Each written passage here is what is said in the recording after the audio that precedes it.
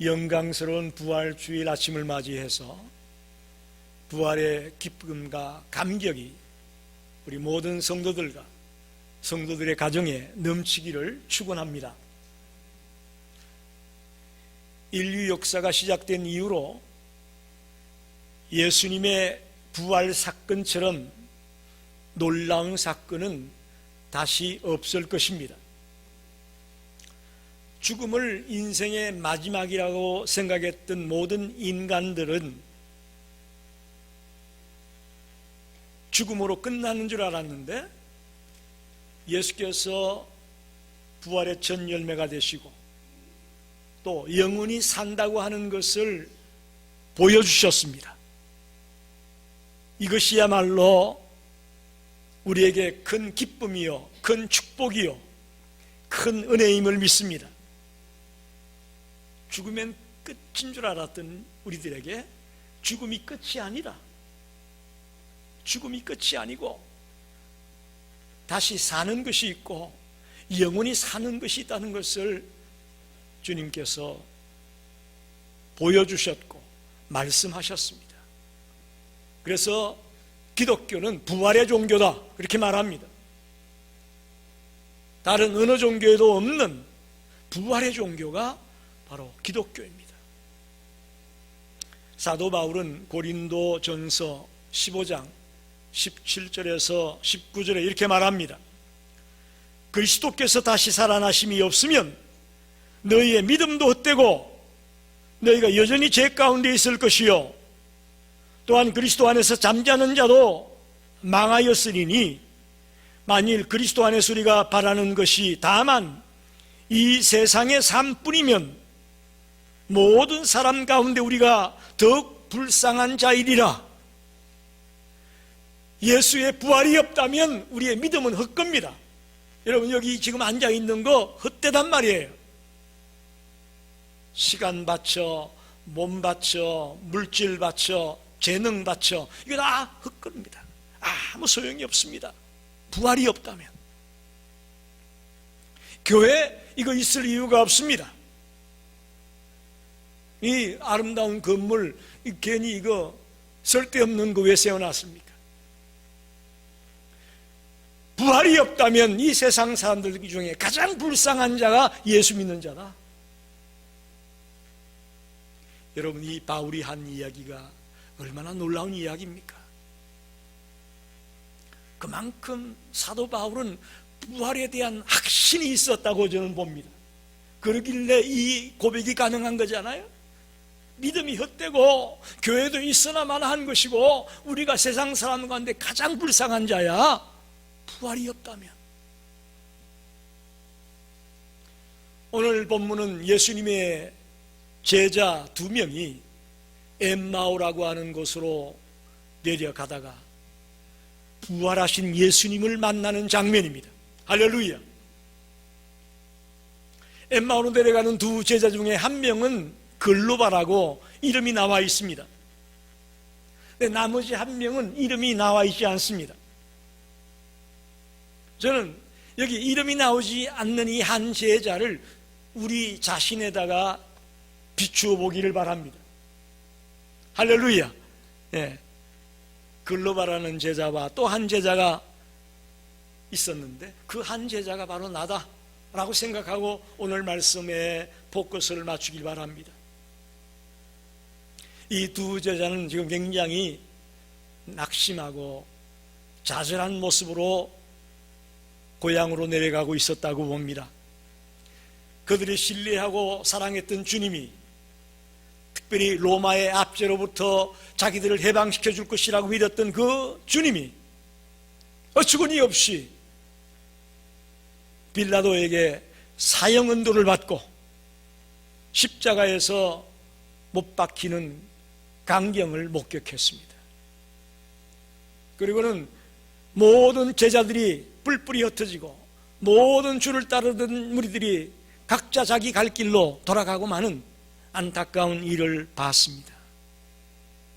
여기 글로바와 또 한 제자도 그런 심정으로 지금 터벅터벅 엠마오로 내려가고 있었다 그렇게 봅니다. 여러분, 어쩌면 이 두 제자의 모습은 오늘 이 땅의 많은 그리스도인의 모습과도 흡사하다고 저는 봅니다. 예수님이 나의 죄를 위해 십자가에 못 박혀 죽었다, 여기까지는 믿는 사람이 많습니다. 그런데 죽은 지 3일 만에 다시 살아나셔서 부활하셨고, 부활의 첫 열매가 되심으로 주를 믿는 모든 사람들도 나중에 주님처럼 부활할 것이다라는 이 부활에 대한 믿음은 갖고 있지 않는 자가 교회 안에 너무나 많다는 사실입니다. 그것이 예수님 당시의 제자들의 모습이었고, 이 엠마오 도상으로 가던 두 제자의 모습이었습니다. 어쩌면 오늘 교회 안에 있는 많은 성도들, 대부분의 성도들의 모습이 십자가에 못 박혀 나의 죄를 대신해서 죽었다는 것은 믿지만은 다시 살아났다는 부활은 믿지 않는 자, 그런 무리들이 오늘 이 땅에 너무나 많이 있음을 보게 됩니다.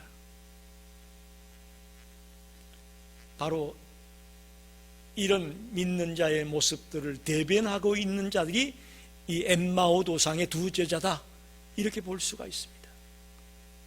그랬던 그들이 오늘 내려가다가 주님을 만나고 주님과 대화를 나누고 또 주님과 같이 식사를 하고 하는 중에 눈이 떠여져서 부활의 주님을 만났습니다. 할렐루야! 할렐루야! 저와 여러분도 오늘 이 말씀을 통해 부활의 주님을 확실하게 만나게 되길 바랍니다. 그래서 추상적으로 막연히 부활했다고 하니까 부활했겠지가 아니고, 정말 내 마음속에 예수님이 확실히 부활했다, 나도 죽더라도 언젠간 부활한다, 그 확신, 그 믿음, 그것이 오늘 저와 여러분에게 있게 되길 바랍니다. 그거 있어야 됩니다. 그거 있어야 됩니다.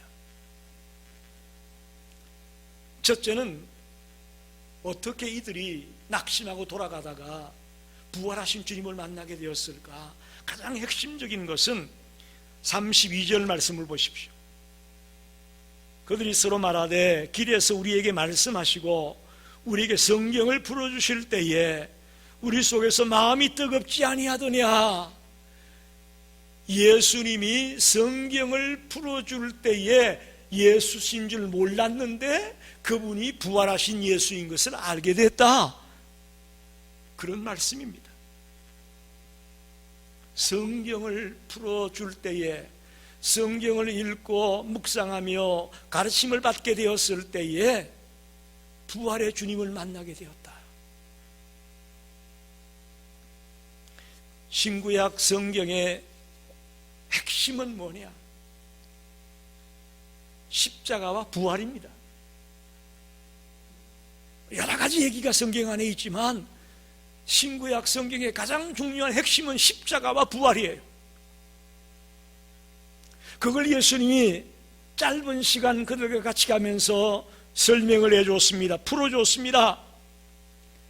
그럴 때에 이들의 마음이 뜨거워지고 눈이 밝아져서 부활의 주님을 만났습니다. 할렐루야! 부활의 주님을 만났습니다. 여러분, 말씀이 이게 중요합니다. 너무나 중요합니다. 오늘 강단에서 물론 유머도 있어야 되겠고 여러 가지 이론적인 설명들도 있어야 되겠지만 가장 중요한 것은 말씀이 있는 그대로 선포되어져야 된다는 것입니다. 이건 목사가 얘기하는 것이 아니고 하나님의 말씀을 대언하고 대변하는 것이 설교죠. 그래서 예배가 귀하고 소중합니다. 말씀이 살아있어야 교회가 살아납니다. 말씀이 살아있어야 성도들이 은혜 받고 회개하고 주님을 만나게 됩니다. 말씀이 살아있어야 우리 속에 기쁨이 샘솟게 되고 희망이 넘치게 되고 삶에 대한 열정이 생기게 되는 겁니다. 감리교회의 창시자가 요한 웨슬레입니다. 그는 영국 사람이었는데 옥스퍼드에서 신학을 공부하고 미국의 조지아로 선교사로 파송이 되었습니다. 그런데 그 옥스퍼드에서 굉장히 공부도 잘하고 대단한 학교에서 신학을 마치고 목사 안수를 받은 자이기 때문에 선교지에 와서 대단히 큰 일을 할 줄 알았는데 오히려 실망하고 의심만 잔뜩 생겨가지고 실패하고 돌아왔어요. 그런 영국에 돌아와가지고 올드스케이트 거리에 있는 조그마한 교회 수요일 저녁에 수요 예배에 참석을 했습니다. 그런데 그 교회에는 목사님도 없었어요. 그래서 평신도가 마틴 루터의 로마서 주석 서문을 와서 읽는 거예요. 설교가 아니고 그냥 책 읽듯이 그 마틴 루터의 주석을 읽고 있었어요. 그 핵심이 뭐냐? 오직 믿음으로 말미암아 의롭다함을 얻는다. 할렐루야. 오직 믿음으로 말미암아 의롭다함을 얻는다. 그 말씀을 듣는 중에 평신도가 읽어주는 그 말을 듣는 중에 웨슬리의 마음이 뜨거워졌습니다. 그리고 예수님이 나의 죄를 용서하기 위해 십자가에 피 흘려 돌아가셨다는 그 구원의 은혜를 체험하게 되고 성령의 체험을 하게 되어집니다. 그리고는 그가 놀라운 영국을 변화시키는 복음 증거자가 되어지고 그로 인해 오늘날 감리교회가 이 땅에 서게 되었습니다. 즉 웨슬레도 로마서의 말씀을 통해서 부활의 주님을 만나게 되고 주님이 나와 함께 있다는 확신을 갖게 되었다고 믿습니다. 엠마오로 내려가던 두 제자도 그랬고 요한 웨슬레도 그랬고 저와 여러분도 마찬가지입니다.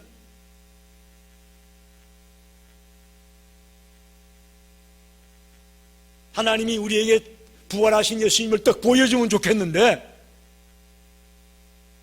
그렇게 하진 않으시죠. 어떻게 그럼 우리가 부활하신 주님을 만날 수 있느냐? 하나님의 말씀을 읽고 묵상하고 연구하는 중에 또 설교를 통해 하나님 말씀을 듣는 중에 부활의 주님이 내 앞에 있다는 사실을 목도하게 될 것이고 믿게 될 것을 믿습니다. 성경을 풀어줄 때에 부활의 주님을 만납니다. 두 번째는 18절 말씀을 보게 되면 그 한 사람인 글로바라 하는 자가 대답하여 이르되 당신이 예루살렘에 체류하면서도 요즘 거기서 된 일을 혼자만 알지 못하느냐? 부활하신 예수님이 그들과 같이 가면서 너희들 왜 이렇게 슬퍼하냐? 너희들 왜 이렇게 근심이 있는 것 같다? 그러니까 오늘날 예루살렘에서 있었던 일을 너 모르냐? 모든 사람이 다 아는 얘기를 너는 모르냐? 그러면서 예수님의 이야기를 그 같이 가다 만나게 된 나그네인 줄 알았던 그 예수님에게 하는 거예요. 이거는 굉장히 그 당시에 위험한 일입니다. 예수의 일당으로 몰려가지고 죽을 수도 있는 그런 이야기입니다. 내가 만났던 그 예수가 어떤 사람이었다라는 얘기를 한다는 것은 자기가 죽을지도 모르고 자기가 잡힐지도 모르는 그런 심각한 위험을 안고 있는 것입니다. 그럼에도 불구하고 이 글로바와 한 제자는 주님을 너무너무 사모하는 자들이었기 때문에 위험을 감수하고 두려움을 감수하고 그 길 가는 나그네에게 예수님이 이러이러했다라고 이야기하고 있습니다. 다시 말하면 우리가 사모하는 마음을 가지고 있을 때에 부활의 주님을 만날 수가 있습니다. 보면 좋고 안 보면 할 수 없고, 믿으면 좋고 안 믿어도 할 수 없고, 이런 어정쩡한 모습이 아니라 사모해야 됩니다. 내가 부활의 주님을 만나야 되겠다. 내가 열심히 교회 다니고 있는데 만약에 부활이 없다면 이게 뭐냐? 내가 꼭 부활이 있다는 걸 알아야 되겠다. 정말 예수님을 내가 확실히 만나야 되겠다라는 그 사모하는 마음, 그것이 있어야 우리가 부활의 주님을 만날 수 있습니다. 오늘 본문에도 보면 나오지만은 새벽에 여인들이 무덤을 찾아갔습니다. 쉬운 일이 아니에요, 여러분. 여러분 지금 공동묘지에 새벽에 가라 그러면 가겠어요? 그 모습과 똑같은 거예요. 이 여인들이 주님을 너무너무 사모하니까 두려움도 없이 겁도 없이 무덤을 찾아갔어요. 그랬다가 어떻게 됐습니까? 부활하신 주님을 만났어요. 할렐루야.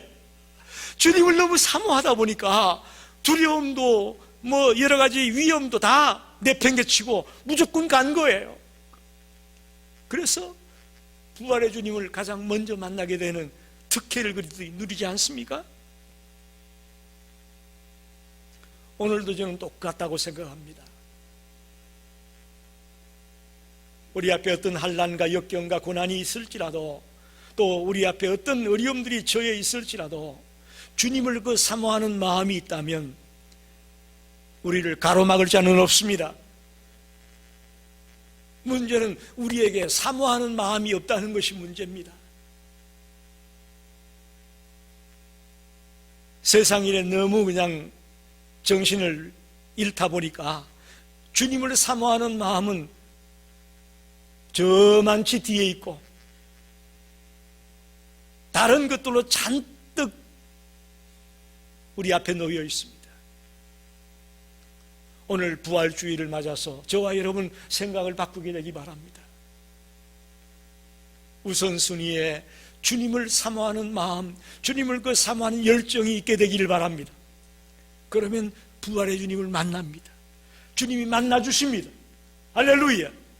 주님이 분명히 만나주실 것이고 분명히 우리에게 말씀하실 겁니다. 또 깨닫게 해줄 겁니다. 주님은 위험 속에서도 주님을 사모하는 마음을 가졌던 엠마오로 내려간 두 제자에게 자신이 부활의 주님이라는 것을 보여주었습니다. 우리도 어떤 상황에 놓였더라도 주님을 사모하는 마음을 잃지 않고 그 마음을 붙들고 달려나갈 때에 분명하게 부활의 주님을 만나게 되고 믿는 자가 될 것을 믿습니다. 마지막으로 29절을 보게 되면 이런 말씀이 있습니다. 또 그들이 강건하여 이르되 우리와 함께 유하사이다. 때가 저물어가고 날이 이미 기울었나이다 하니 이에 그들과 함께 유하러 들어가시니라. 이제 날도 어둡고 식사 때가 되었는데 이 두 제자가 길 가는 나그네인 줄 알았던 그 예수님을 붙들고 같이 식사를 하자고 초대를 합니다. 계속 가려고 하는 주님을 강건하여 붙들어서 같이 식사하며 교제하며 사랑을 나누기를 원하고 있습니다. 함께 유하며 떡을 떼자. 이웃을 사랑해서 그 이웃에게 사랑을 나누기 원하고 그를 대접하기 원하는 그런 두 제자의 모습을 볼 수가 있습니다. 여러분, 강건하여 이웃을 대접하고 사랑하며 그러다가 주님을 대접하게 되는 그런 자리에 들어갈 때에 우리가 부활의 주님을 만나게 되는 축복이 있게 될 줄 믿습니다. 굉장히 중요한 겁니다. 지극히 작은 자에게 한 것이 바로 나에게 한 것이라고 성경 곳곳에서 주님은 말씀합니다. 소자 한 사람에게 냉수 한 그릇 대접한 것도 그게 나에게 한 것이다 라고 주님은 말씀하듯이 우리가 강건하여 이웃들을 사랑하며 이웃들을 대접하려고 하는 그런 열정을 갖고 있다면 그러다가 우리가 주님을 대접하게 되는 자리에 들어갑니다. 아브라함이 그랬지 않습니까? 이제 소돔 고모라를 멸망시키기 가던 두 하나님의 사자들을 아브라함은 길 가는 나그네인 줄 알고 자기네 집으로 모셔들어서 극진하게 대접하지 않습니까? 그러다가 그들이 주의 사자인 것을 알고 자기 조카를 살려달라고 의인 10명만 있으면 그 성을 멸망시키지 말아달라고 강구하는 그런 스토리가 거기서 나오는 거 아닙니까? 여러분, 이웃에게 사랑을 베풀고 우리의 삶 속에서 이기적인 삶이 아니라 봉사하며 헌신하는 사랑의 삶을 살아가려 하는 자에게 부활의 주님은 나타나시고 우리에게 부활의 기쁨과 부활의 확신을 심어줄 것을 믿습니다. 어려운 여건 속에서도 지금 자기들의 심정이 어떻습니까? 자기들이 스승이라고 섬겼던 그 예수가 죽었는데 얼마나 마음이 괴롭겠습니까? 그럼에도 불구하고 길 가는 나그네를 붙들고 같이 식사하자, 가지 말고 같이 유하자라고 하는 이 열정, 이 자세, 이것을 보고 부활의 주님을 만날 수 있게 했다고 봅니다. 말씀을 정리합니다. 2024년 부활주의를 맞아서 부활하신 주님을 만나게 되시기를 간절히 축원합니다. 우리 주님 만나고 돌아갑시다. 그냥 가지 말고 부활하신 주님을 만나고 돌아갑시다. 이제 낙심하여 엠마오로 가던 그들이 부활의 주님을 만나고 어떻게 됐습니까? 엠마오로 갔습니까? 예루살렘으로 갔습니까? 다시금 예루살렘으로 올라갔습니다. 할렐루야. 그곳에 가서 자기들이 엠마오로 가다가 부활의 주님을 만났다고 외쳤습니다. 할렐루야. 이렇게 되는 거예요. 우리가 부활의 주님을 만나게 되면 그냥 있을 수 없어요. 내가 만나는 사람들마다 찾아가서 내가 부활의 주님을 만났다, 예수님이 다시 부활했다, 다시 살아나셨다 외치는 자가 되는 거죠. 이게 정상이죠. 저와 여러분이 그래서 1년에 한 번 부활주일 지키는 것으로 끝나지 말고요, 매일매일이 부활주일이 되셔서 이 부활 사상을, 부활 신앙을 확실히 붙들고 예루살렘에 올라가서 외쳤던 두 제자와 같이 우리도 만나는 사람들에게 예수님 살아계시다, 예수 믿으면 부활하고 예수 믿으면 영생이 있다라는 것을 담대하게 외치는 그런 부활 신앙을 갖게 되기를 간절히 축원합니다.